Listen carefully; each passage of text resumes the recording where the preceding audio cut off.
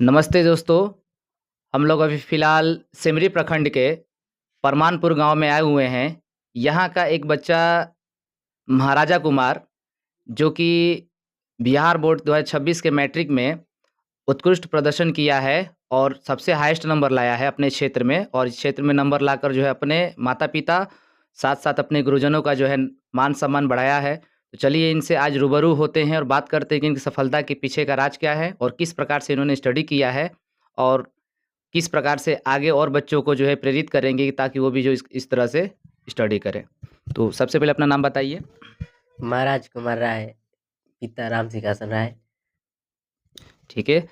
सबसे पहले तो आपको हमारी पूरी टीम की तरफ से बहुत-बहुत धन्यवाद कि आपने मैट्रिक मैट्रिक एग्ज़ाम में बहुत ही अच्छा प्रदर्शन किया है। आपने ये सफलता जो अर्जित किया है, वो किस प्रकार से आपने इसके अंदर स्टडी किया? क्या किया? कब कौन-कौन सी कठिनाई आई? इसके बारे में थोड़ा आप बताइए। सबसे पहले सर डेली रोज़ ट्यूशन जाते थे आदर्श कोचिंग नया भोजपुर। ठीक है। घर पर कम से कम 3 से 4 घंटा पढ़ते थे, कम से कम इतना पढ़ते थे रोज़।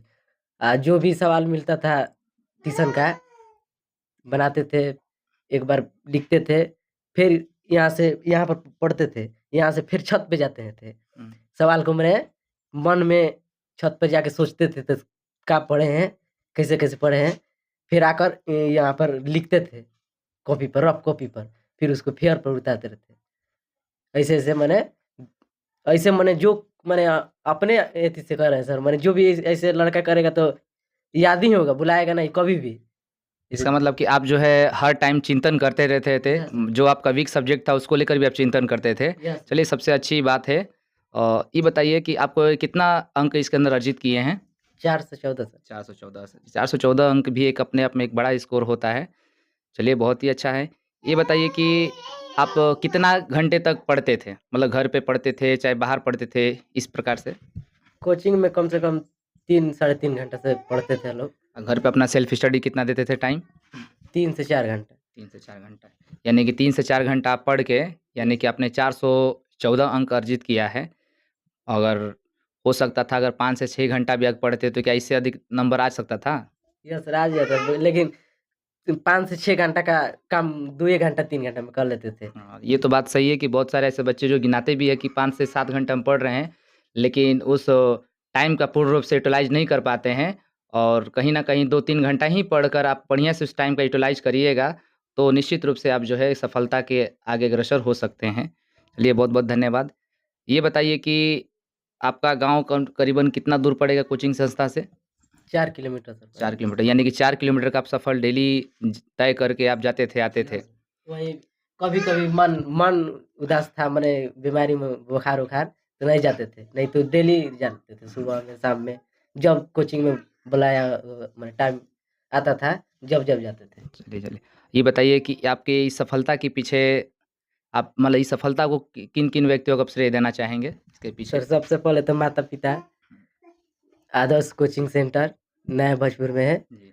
और अपने मध्य विद्यालय परमानपुर के एक शिक्षक है सर दयानंद पाल, धनाक है सर। वो हम लोग 6 क्लास में 7 क्लास में नहीं पढ़ते थे पहले, पूरा माने नहीं पढ़ते थे ना के बराबर। तो सर ने बताया दयानंद सर, तो तुम्हारे पिताजी का चारों पाँचों गाँव में एथी है दबदबा, इज़्ज़त प्रतिष्ठा है, तू पढ़ो और काम करो, ऐसे करोगे तो बदनामी होगा। सर उनका बात दिल में लेकर सर पढ़ने लगे। 8 क्लास में आते-आते सबको पीछे छोड़ दिए थे। अपने स्कूल में और 9th क्लास में आते-आते मेरा पढ़ने का एकदम जुनून हो गया था दिल में, तो पढ़ना है तो पढ़ना है। सबसे पहले उन टीचर को भी हमारी तरफ से यस, धन्यवाद कि उन्होंने आपको इस तरह से प्रेरित किया क्योंकि पिताजी का आप यहाँ से भूतपूर्व पहले मुखिया जी रह चुके हैं, मुखिया के पद पर रह चुके हैं। तो उन्होंने आपके कर्तव्य को जो है निर्वहन करने के लिए सिखाया कि किस प्रकार से आपको कार्य करना चाहिए, समाज में अपने पिताजी का मान-सम्मान बढ़ाए रखना चाहिए। तो वो भी कहीं न कहीं उनका भी बहुत ही इसके अंदर अहम भूमिका है और सब टीचर का अहम भूमिका होता है। जिस टीचर ने आपको क से ले क, ख, ग भी सिखाया है, उस टीचर का भी धन्यवाद होना चाहिए क्योंकि वो भी जो कहीं न कहीं आपको एक बेस मजबूत करके आगे यस। भेजे हैं। अब इसके आगे का आपका प्लान क्या है? कि आप क्या करना चाहेंगे? क्या मतलब साइंस लेकर आर्ट्स लेना चाहते हैं और आपका भविष्य प्लानिंग क्या है? क्या बनना चाहते हैं? सर साइंस लेना है और कंपटीशन क्षेत्र में जाना है। तो कंपटीशन साइंस के बाद कंपटीशन क्षेत्र में जाइएगा तो आपका प्लानिंग क्या भविष्य में क्या मतलब क्या आपको बनना है? अभी तो मेरा शुरू से मन कर रहा था दरोगा में, लेकिन हाइट नहीं है, थोड़ा यही है, घार काट रहा है सर हाइट। उसके बाद हम सोचे हैं, तो मेरे गुरुजी सर रमेश सर रेलवे में लगे हैं, उनसे प्रेरणा लेकर रेलवे में जाना है सर। यानी कि आपके गुरुजी का रेलवे में सिलेक्शन हो चुका है और उन्हीं के मार्गदर्शन पे आप रेलवे में भी सिलेक्ट करना चाहते हैं। चलिए इसके लिए बहुत बहुत हार्दिक शुभकामनाएँ इसको लेकर आपको। सर रेलवे के बाद सोचे हैं तो अपने गांव में एक कोचिंग खोलेंगे, और जिस प्रकार नया भोजपुर में कोचिंग है उस प्रकार यहाँ पर खोला जाएगा, और बच्चों को पूरा गांव समाज को आगे बढ़ाना है सर। हाँ, तो आपको तो पता है कि जिस आप कोचिंग में पढ़े हैं सबसे मिनिमम फीस लिया जाता है, यानी कि सबसे कम फीस में सब सब्जेक्ट पढ़ाया जाता है। तो कहीं न कहीं आप अधिक से अधिक फीस लेकर पढ़ाने के चक्कर में तो नहीं ना नहीं हैं? सर, फिर सबसे पहले तो 2 साल फ्री पढ़ाएँगे, पैसा नौकरी का क्या है ना, तो पैसा क्या है सर? हाँ, सबसे बड़ी पैसा बात क्या है एक चाहिए सर? समाज सेवा करना भी एक सबसे बड़ा अपने आप में एक अहम शिक्षा भूमिका दान होता है। करना यही कर्तव्य होगा सर, बहुत बहुत बहुत धन्यवाद। पैसे के लालची नहीं होगा। कहीं न कहीं आप अपने पिताजी के मार्गदर्शनों सर। पर चलना चाहते हैं। और बहुत बहुत धन्यवाद इसके आदर्श लिए। कोचिंग के मार्गदर्शन पर चलना चाहेंगे, जिस प्रकार वहाँ पर कम फीस और बेहतर शिक्षा, स्मार्ट बोर्ड पर पढ़ाई होता है, एकदम याद हो जाता है, एकदम ठीक है। दिमाग। चलिए बहुत बहुत धन्यवाद। जैसे कि जैसे कि हम लोग जानते हैं कि सफलता एक अचानक से नहीं मिलती है बल्कि उसके लिए कठिन मेहनत परिश्रम भी करना पड़ता है। जैसे कि हम ये कहना चाहेंगे कि इसी के ऊपर है कि रख हौसला वो मंज़र भी आएगा और प्यासे के पास चलकर समंदर भी आएगा। ना थक कर बैठे मेरे मंजिल की मुसाफिर, मंजिल भी मिलेगी और मिलने का मज़ा भी आएगा। तो इसी के साथ आपका हार्दिक अभिनंदन है। आप इसी तरह लाइफ़ में आगे बढ़िए और बढ़ते जो है आपका जो भविष्य है वो अचीव करिए। तो हम थोड़ा इनके पिताजी से बात करना चाहेंगे कि आगे किस प्रकार से इन्होंने अपने बच्चों को मोटिवेट किया, ये किया। चलिए उनसे रूबरू होते हैं। चलिए तो महाराजा के पिताजी से हम 2 शब्द जानना चाहेंगे किस प्रकार से इनका लड़का जो है मेहनत किया और इतने बड़े स्कोर को जो है पार किया है। सर अपना शुभ नाम बताइए? राम सिंहासन राजभर।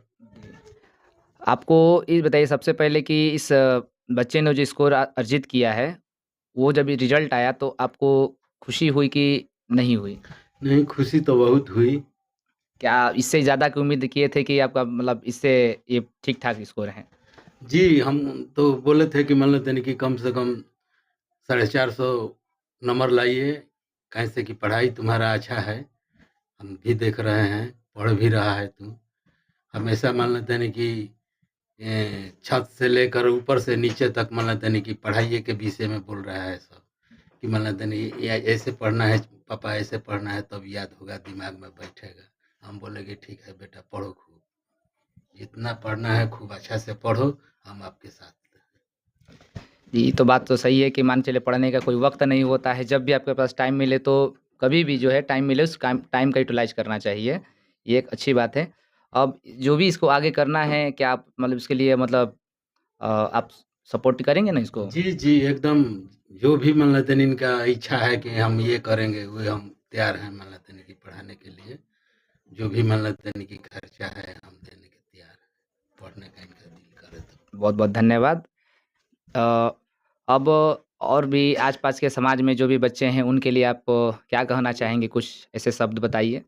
जी, आज तो हम गाँव समाज के लड़का के लोग को भी कहते हैं कि अच्छा से मान लेते हैं कि पढ़ो, पढ़ाई ही धन है, सब कुछ है। पढ़ाई आपका मान लेते हैं कि कोई बँटवारा करने वाला नहीं है, इसलिए शिक्षा ही ज़रूरी है, सब वही धन है। जी, जी।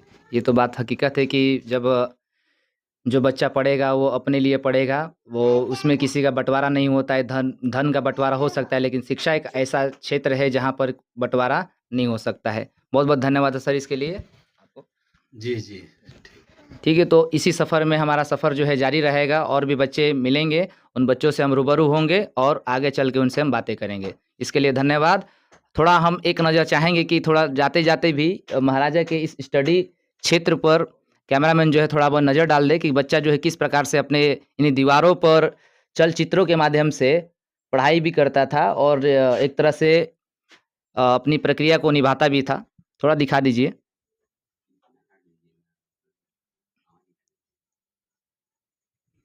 ये बहुत-बहुत धन्यवाद। Thank you.